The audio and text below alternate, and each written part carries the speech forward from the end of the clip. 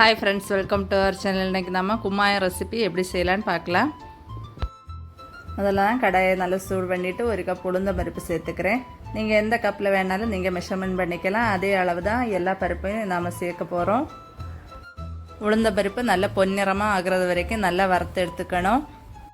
அடுப்பை நல்லா லோ ஃப்ளேமில் வச்சுட்டு உளுந்த பருப்பு வறுத்தோன்னா கருகாமல் நல்லா எல்லாமே இந்த மாதிரி நல்லா பொன்னிறமாக வறுபட்டு வந்துடும். உளுந்த பருப்பு எல்லாமே நல்லா வறுபட்டுருச்சு. இப்போ நம்ம ஒரு பாத்திரத்தில் மாற்றி இதை சூடார வைக்கலாம். ரெண்டாவதாக நாம் கடாயை சூடு பண்ணிவிட்டு பாசிப்பருப்பு சேர்த்துக்கலாம். பாசிப்பருப்பும் அதே கப்புக்கு நான் ஒரு கப்பு தான் சேர்த்துருக்கேன்.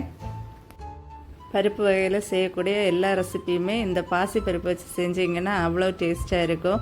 எனக்கு ரொம்ப பிடிக்கும் பாசிப்பருப்பு வச்சு செய்யக்கூடிய எல்லா ரெசிப்பியும். பாசிப்பருப்பு வச்சு ஏதாச்சும் செய்தோன்னா பாசிப்பருப்பு சீக்கிரமாக வெந்துடும். பாசிப்பருப்பில் பாயசம் கூட வைப்பாங்க. உளுந்தம்பருப்பு மாதிரி தான் இந்த பாசிப்பருப்பையும் நல்லா நம்ம வறுத்து எடுத்துக்கணும். இதனோட கலரும் நல்லா மாறி வரும். அப்போ தான் நம்ம இதை எடுத்துக்கணும். இதையுமே நான் லோ ஃப்ளேமில் வச்சுட்டு தான் வறுத்து எடுத்துட்டேன். பாசிப்பருப்புமே நல்லா வறுபட்டுருச்சு. நான் முதல்ல எந்த பாத்திரத்தில் உளுந்தம்பருப்பு சூடார வச்சனோ அதே கூட தான் இந்த பாசிப்பருப்பையும் சேர்த்துக்கிறேன். மூணாவதாக நாம் கடாயை நல்லா சூடு பண்ணிவிட்டு ஒரு கப் பச்சரிசி சேர்த்துக்கலாம். பச்சரிசி சேர்த்துட்டு இதையுமே நல்லா வறுத்து எடுத்துக்கணும். உங்கள்கிட்ட பச்சரிசி இல்லைன்னா கவலைப்படாதீங்க. உங்கள்கிட்ட எந்த அரிசி அவைலபிளாக இருக்கோ அந்த அரிசியை நீங்கள் ஒரு கப் சேர்த்துட்டு நல்லா வறுத்தெடுத்தால் போதும். நம்ம சேர்த்த பச்சரிசியோட கலரும் மாறி வறுபட தொடங்கிடுச்சு. பச்சரிசியும் ரொம்ப நல்லா வறுபட்டு வந்துடுச்சு. வறுபட்டுக்கூடிய பச்சரிசியும் உளுந்தம்பருப்பு பாசிப்பருப்பு கூட சேர்த்து சூடார வைக்கலாம். எல்லாத்தையுமே நம்ம வறுத்து எடுத்துட்டோம். இது நம்ம நல்லா சூடார வைக்கணும். நல்லா சூடாறினதுக்கப்புறமா மிக்ஸி ஜாரில் சேர்த்துக்கணும். நல்லா சூடாரிச்சு நான் இதை மிக்ஸி ஜாரில் சேர்த்துக்கிறேன். மிக்ஸி ஜாரில் சேர்த்துட்டு எந்த அளவுக்கு நம்ம இதை பவுடராக பொடிக்க முடியுமோ அந்த அளவுக்கு இதை பவுடராக்கி எடுத்துடணும். எல்லாத்தையுமே நம்ம வறுத்து பொடிக்கிறதுனால இந்த அளவுக்கு நல்லா பொடிஞ்சு வரும். இன்னும் நம்ம ஒரு கடாய் அடுப்பில் வச்சுட்டு நம்ம பொடிச்சு வச்சு கூட இந்த பவுடரை சேர்த்துக்கலாம். நான் இது கூட 4 கப் தண்ணி சேர்த்துக்கிட்டேன். உங்களுக்கு 4 கப்புக்கு மேலே ஒரு கப்பு கூட நீங்கள் சேர்க்கணும் விருப்பம் இருந்தால் கூட சேர்த்துக்கலாம்.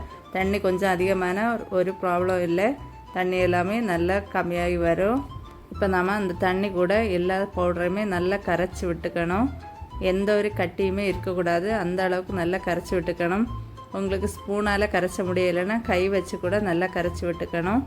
கை வச்சு கரைச்சிங்கன்னா நல்லா கரைஞ்சி வந்துடும். மாவு எல்லாமே தண்ணி கூட நல்லா கலந்து வந்துடுச்சு. இப்போ பாருங்கள், எடுத்து ஊற்றுனீங்கன்னா இந்த மாதிரி இருக்கணும். இனி நான் இது கூட 3/4 கப் நாட்டு சர்க்கரை சேர்க்குறேன். உங்களுக்கு கருப்பட்டி சேர்க்குறதுக்கு விருப்பம் இருந்தால் அது கூட சேர்த்துக்கலாம்.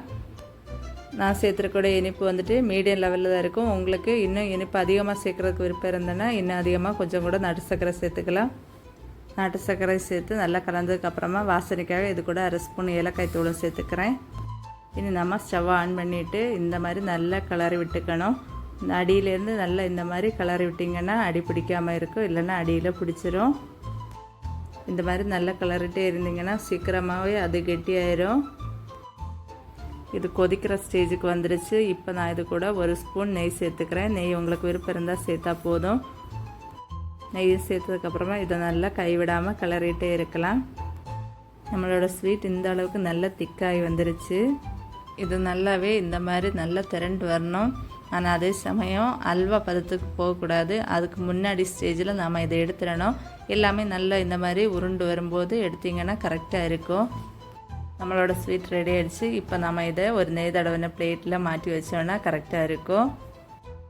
நான் அப்படியே ஸ்வீட்டை இந்த மாதிரி நெய் தடவின இந்த கிண்ணத்தில் எடுத்து வச்சுக்கிட்டேன். எடுத்து வச்சுட்டு சீக்கிரமாக சூடாகிறதுக்காக கொண்டு ஃப்ரிட்ஜில் வச்சுட்டேன். ஒரு 15 மினிட்ஸு ஃப்ரிட்ஜில் வச்சுட்டு அப்படியே எடுத்துட்டேன். நெய் தடவின கிண்ணத்தில் சேர்த்ததுனால அப்படியே இலகி வந்துருச்சு. மேலே ஒரு முந்திரியை வச்சுக்கிட்டேன். ரொம்ப சூப்பராக இருக்குது பார்க்குறதுக்கே. ஃப்ரெண்ட்ஸ், சூப்பராக நம்மளோட கும்மாயம் ஸ்வீட் ரெசிபி ரெடி பண்ணிட்டோம். நீங்களும் இந்த மாதிரி வீட்டில் கண்டிப்பாக ட்ரை பண்ணி பாருங்கள். வாயில் வச்சதுமே அது கரைஞ்சி போகும். உள்ளுக்கு ரொம்ப சாஃப்டாக இருக்கும். நீங்களும் கண்டிப்பாக ட்ரை பண்ணி பார்த்துட்டு எப்படி இருந்துன்னு கமெண்ட்டில் சொல்லுங்கள். ஃப்ரெண்ட்ஸ், மறக்காமல் எங்கள் சேனலை சப்ஸ்கிரைப் பண்ணி சப்போர்ட் பண்ணுங்கள்.